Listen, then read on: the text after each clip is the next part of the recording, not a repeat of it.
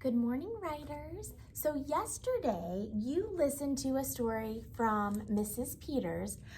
She read the beginning of this story, The Pain, from a master author, Judy Blume. And this year in writing, we are going to hear a lot of stories from master authors, and we're going to be able to learn from them and get inspired from them so that when we do our writing, we can do some of the same things they do in their books. Okay, so yesterday you read about the pain, right? The sister's side of the story and why her little brother was such a pain. Well, today I'm going to read you the second half of this story, the great one. Can you think who might be telling this story? Whose side do you think we're going to hear today? I'll give you a minute to think about it. We are going to hear the brother's side. Now, the brother calls his sister the great one.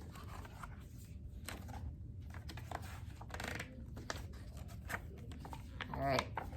So as we're listening to this story, think about how this master author writes really good details about the sister. My sister thinks she's so great just because she's older, which makes Daddy and Mom think she's really smart. But I know the truth. My sister's a jerk.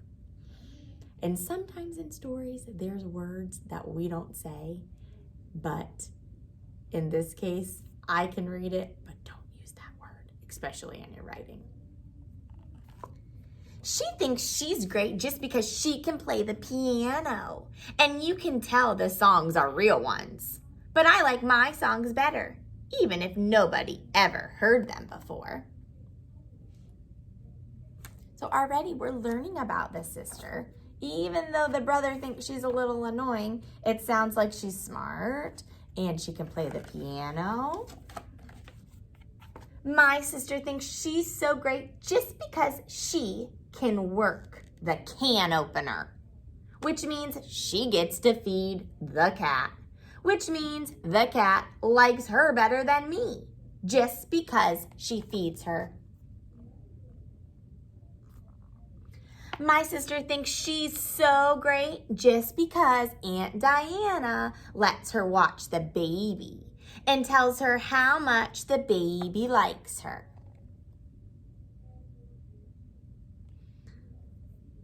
The brother reminds me of Owen. Owen likes to dress up like a cowboy.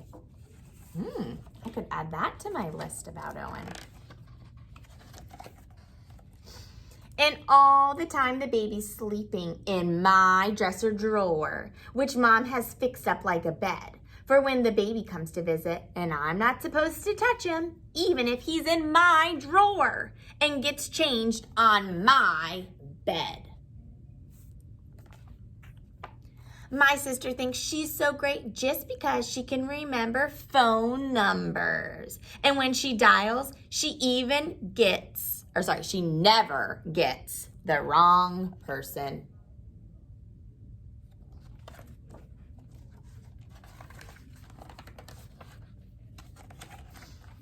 And when she has friends over, they build whole cities out of blocks. I like to be a garbage man. I zoom my trucks all around. So what if I knock down some of their buildings? It's not fair that she always gets to use the blocks, I told Daddy and Mom. They said, you're right. Today you can use the blocks all by yourself.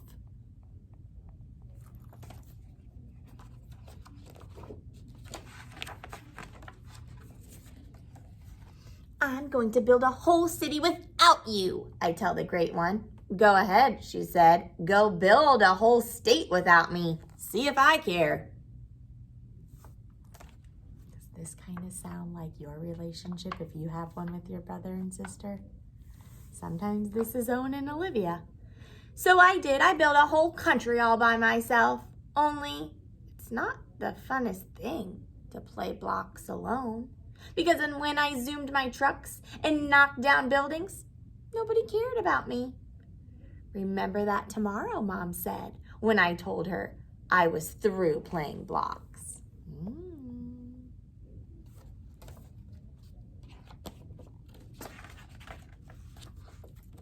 But the next day we went swimming. I can't stand my sister when we go swimming. She thinks she's so great just because she can swim and dive and isn't afraid to put her face in the water. I'm scared to put mine in, so she calls me a baby. Which is why I have to spit water at her and pull her hair and even pinch her sometimes. Definitely sounds like Owen now.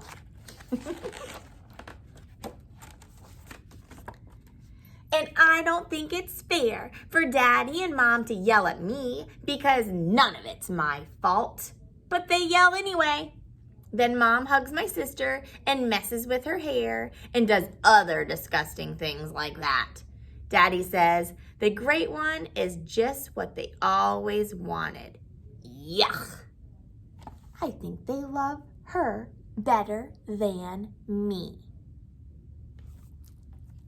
So now we've heard both sides of the story. Yesterday, you heard the sister's side all about her brother. The what? Pain, right? And then today, you heard the brother side of the story all about the sister, the great one. I want you to stop for a minute and think about this story. This story, I don't know about you, but it made me laugh. This story is kind of funny. And the great thing about when you do your writing, sometimes you might be serious and want to write something serious. Other times you might want to write something funny. Okay? So think about what was so funny about the way this story was written.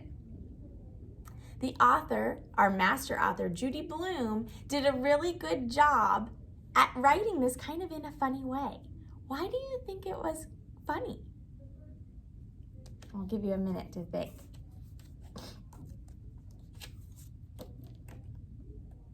If we go back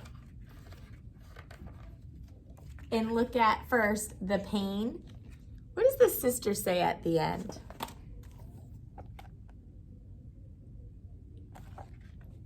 I think they love him better than me. And then today, on the last page, does the brother say the same thing?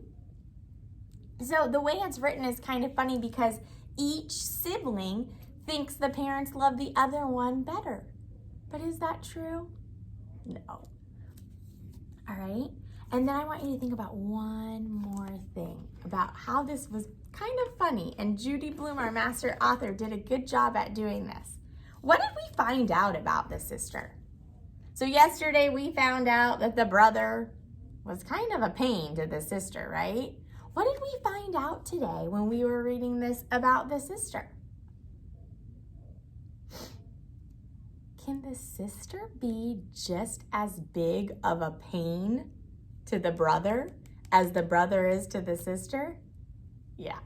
Okay, so I hope you enjoyed that book, and that might have inspired you to add a couple more people to your list in your writer's notebook. Remember yesterday, people I can write about? So yesterday, you should have written about a person. Today, you have the choice to keep writing about that person. So yesterday, I wrote all about Mr. Garrett. I spent 5 minutes and I just quietly wrote. I remembered to skip lines. I remembered to start each sentence with a capital letter. My sentences make sense, and I put punctuation marks, which I expect you guys to do too. So think about it. Do you want to keep adding to your story that the person you wrote about yesterday? If you do, that's great, because this is the first page in our notebook, so you can just keep writing. You might have some room. I have a little bit of room down here. You might be able to add it to the back, but you're always skipping lines. Or do you want to write about somebody else on your list today? I think I'm going to keep adding to Mr. Garrett because I forgot about how Mr. Garrett loves to go surfing when there's hurricanes. Now, of course, I don't let him go when there's a really bad one. But when hurricanes are off the coast, it's big waves in Florida. So he likes to go out there and surf all day.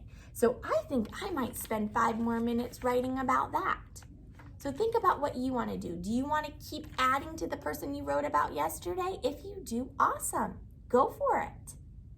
If you're done with that one, you reread it and you thought, yeah, I did a good job, and you want to start writing with about somebody else, that is fine too.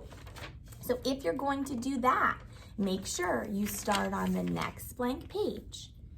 Make sure you're writing the person's name up at the top, just like I did here for Mr. Garrett. And you're skipping lines. So I want you to have Mom and Dad set the timer. Talk to them about it. What do you think would be a good amount of time? 5 minutes? I would probably start with 5. But if you think you can write longer than 5 minutes, 5 to 10 minutes, that's it, not any longer. Find a nice quiet place.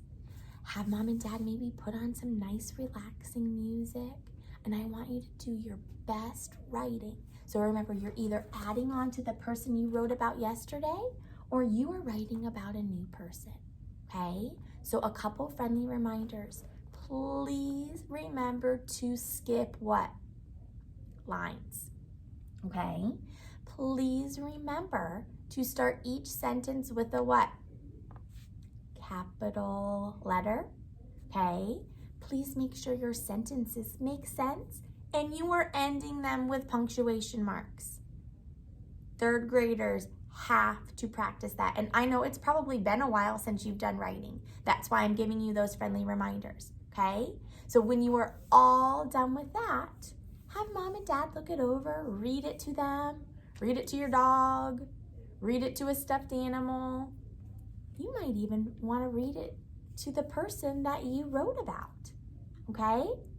All right, so I don't need to see your writing today, but I am so excited for you to get into your writing groove, get on some nice relaxing music, and have a great time writing about either the person you wrote about yesterday or a new person. All right, have so much fun. Bye.